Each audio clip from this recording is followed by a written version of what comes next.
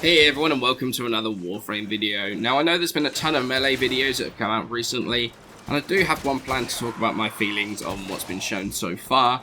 Today though, I'm going to do something that's pretty chill and just talk about my favourite companion in the game and basically why that is, as well as sort of talk about my build for it.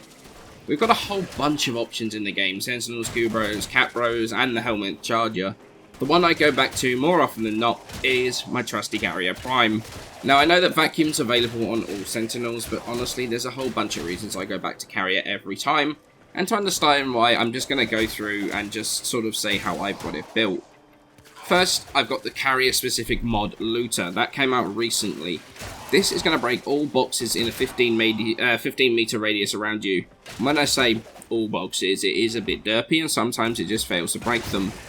I use this on a regular basis personally. The way I do it is just so I don't have to pay attention to all the loot crates around me. I can let Carrier do the work and I can grab the rewards with Vacuum, which I run alongside it. This keeps me stocked up on all of the resources I need, so much so that I can drop any amount into huge projects like the guys who build stuff in my dojo. We've got some insane stuff in there now, and it's not even made so much as a dent in my resource numbers. And part of that is because I am constantly picking stuff up, even in speedy missions. I also never run out of Cyan and Amber Stars this way. Just so often I'm speeding through a mission, Looter's going to break open a container with a star in it, and I'll go back and grab it. It is a really useful little mod, and it's actually a big reason, a big part of why I'm using Carrier. Looter, obviously combined with Animal Instinct, works really well as well. Showing all the containers around you, plus showing clearly when you've got loot on the floor and that you may not have noticed. The enemy radar from this mod is also super useful, and it allows you to have a bit more, it gives you a bit more info about your surroundings, and it allows you to make decisions on stuff like efficient use of your abilities. It gives you a nice little tactical view of the area around you. It's a super useful little mod. We also have Ammo Case, which is another Carrier specific mod. And that increases your max ammo, plus basically gives you ammo mutation for everything that you need.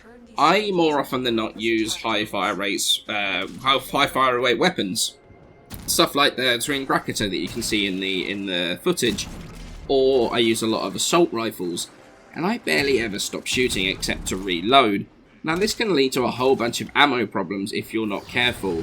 However, with Ammo Case, not only do you get more ammo to start with to fire, you also get that sweet ammo mutation, allowing you to blaze away without much worry about having to conserve ammo, or without having to worry about losing a mod slot. It is a super useful little ability that I don't think gets the recognition it deserves.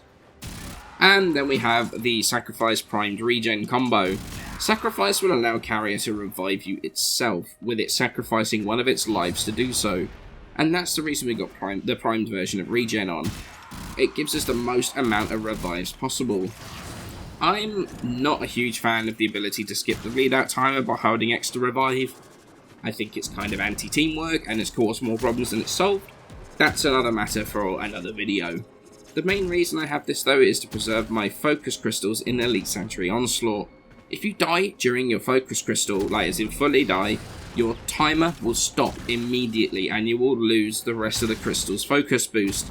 If you get revived, however, either by a teammate or your sentinel, that timer will keep going and you can take advantage of that boost to focus. It's a super useful little combination and one that I absolutely recommend. And then we have Striker, which is our attack precept. This is going to cause Carrier to attack close targets to you within 10 meters. Now, I have this on here because the weapon I'm using is the Artax. There are some Sentinel weapons that do kill pretty well at lower levels. They don't scale all that well for the majority of them. The Artax, however, isn't there for damage. I've got it modded to be an additional status procer for Condition Overload melee builds. Condition Overload does more damage when targets are affected by procs, and the more procs you have, the more the damage increase. The Artax is the weapon from Taxon, and has a built-in cold proc on anything that the beam hits. That's a 100% chance on the cold proc. But it can also proc other stuff too. So I've got it modded for gas and magnetic for the from the dual stat elemental mods, and that gives me extra procs, and it gives me also this extra status chance to try and build up more Condition Overload damage. I've got Sinister Reach on there as well for more range on the beam, Vile Acceleration, Speed Trigger and Shred so it fires as often as possible. And this means you have the potential from Impact, Puncture and Slash plus the elemental combo from your melee, let's say Viral for example. Then you've got the Cold from the Artax, you've potentially got Magnetic or Gas as well. This can lead to a huge amount of procs, or potential procs on the target, and lead to a huge increase in the damage output from Condition Overload. And this is a really good little support weapon to push your damage output from melee so much higher. Other than that, it's all 3 survivability mods. I could use Sanctuary, but it's only really worth using if you combine it with Calculated Redirection. 600 damage absorb is like one shot at any readable level, and the levels where it absorbs enough fire to be useful, more often than not, your frame's going to be survivable enough to take the hit anyway. But Carrier Prime is the most survivable of all the Sentinels, and since they all go down fairly quickly, that is actually something that's not should be underestimated.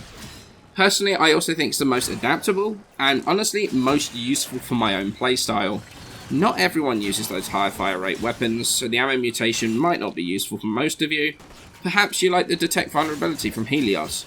But these are the reasons I personally go for Carrier Prime as my most used Sentinel. I would be interested to hear the reasons why you like using the companion that you like in the comments below, and I hope that by breaking down my build it shows the reasoning behind why Carrier Prime is my most used Sentinel. I'm going to have a Melee 3.0 video coming fairly soon, but for now, many thanks for watching, and I shall see you in the next one.